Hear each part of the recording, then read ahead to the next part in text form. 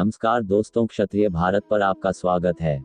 दोस्तों, ये जानकारी कुछ ऐतिहासिक लेख के आधार पर ली गई है। अगर आपको इस वीडियो के माध्यम से दी गई जानकारी में कोई त्रुटि लगे तो कृपया हमें कमेंट में लिख कर बताएं और लाइक, शेयर और सब्सक्राइब करना ना भूलें। धन्यवाद। तो आइए हम जानते हैं अकबर को युद्ध में पराजित करने वाला कुलभूषण यादव शासक भांजी दल जडेजा जी के बारे में।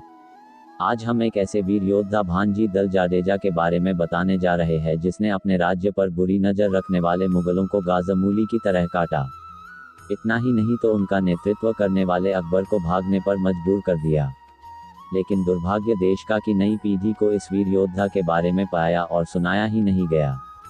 भांजी दल जडेजा ने अकबर को बुरी तरह परास्त किया और उसे भागने पर मजबूर कर दिया, और साथ ही साथ उसके 52 हाथी, 3530 घोड़े, पालकियां आदि अपने कब्जे में ले लिए।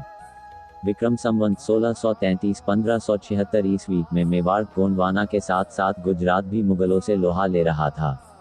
गुजरात में स्वयं अकबर और उसका सेनापति कमान संभाले थे। अकबर ने जूनागढ़ रियासत पर 1576 ईस्वी में आक्रमण करना चाहा, तब वहां के नवाब ने पड़ोसी राज्य नवानगर, जामनगर के राजा जाम सताजी जडेजा से सहायता मांगी। क्षत्रिय धर्म के अनुरूप महाराजा ने पड़ोसी राज्य जूनागढ़ की सहायता के लिए अपने 30,000 योद्धाओं को भेजा, जिसका नेतृत्व कर रहे थे नवानगर के सेनापति वीर योद्धा भांजी दल जडेजा। सभी योद्धा देवी दर्शन के पश्चात तलवार शस्त्र पूजा कर जूनागढ़ की सहायता को निकले, पर मां भवानी को कुछ और ही मंजूर था। उस दिन जूनागढ़ के नवाब ने अकबर की विशाल सेना के सामने लड़ने से इनकार कर दिया व आत्मसमर्पण के लिए तैयार हो गया। नवानगर के सेनापति ने वीर भांजी दल जडेजा को वापस अपने राज्य लौट जाने को कहा। इस पर भांजी और उनके वीर राजपूत योद्धा अत्यंत क्रोधित हुए।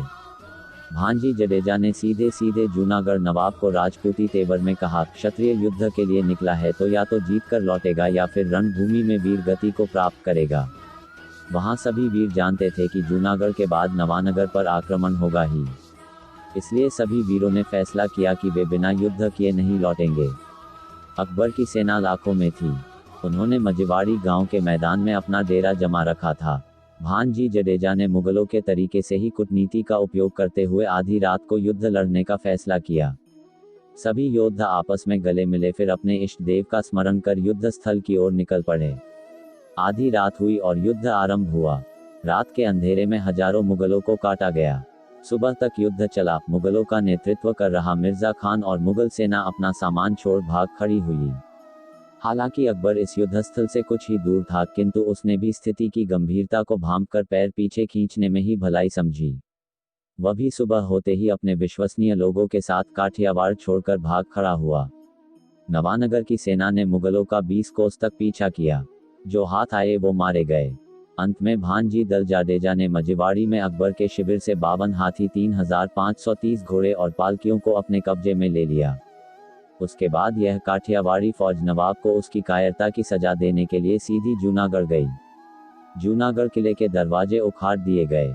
ये दरवाजे आज जामनगर में खंबालिया दरवाजे के नाम से जाने जाते हैं और आज भी वहां लगे हुए हैं। बाद में जूनागढ़ के नवाब को शर्मिंदगी और पछतावा हुआ। उसने नवानगर महाराजा साताजी से क्षमा मांगी और दंड स्वरूप जूनागढ़ रियासत के चुरूक, भार सहित 24 गांव और जोधपुर परगना नवानगर रियासत को दिए। कुछ समय बाद बदला लेने की मंशा से अकबर फिर 1639 में आया, किंतु इस बार भी उसे तामाचान की लड़ाई में फिर हार का मुंह देखना पड़ा। इस युद्ध का वर्णन गुजरात के अनेक इतिहासकारों ने अपनी पुस्तकों में किया है, जिनमें मुख्य हैं नरपटाधर नीपजे, सौराष्ट्रनु इतिहास के लेखक शंभू प्रसाद विभा विलास, यदुवंश प्रकाश की मवदानजी रत्नु आदि में इस शौर्य गाथा का वर्णन है। भांजी दल जडेजा ने इसके बाद संवत 1648 में भूचमोरी में मुगलों के विरुद्ध अपना अंतिम युद्ध लड़ा।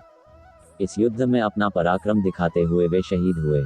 सच में भांजी दल जडेजा का नाम सौराष्ट्र के इतिहास में एक महान योद्धा के रूप में स्वर्णाक्षरों में अंकित है। तो दोस्तों, ये जानकारी आपको कैसी लगी कृपया हमें कमेंट में लिख कर बताएं और साथ ही इस चैनल को ऑल का ऑप्शन सेलेक्ट कर सब्सक्राइब जरूर करें।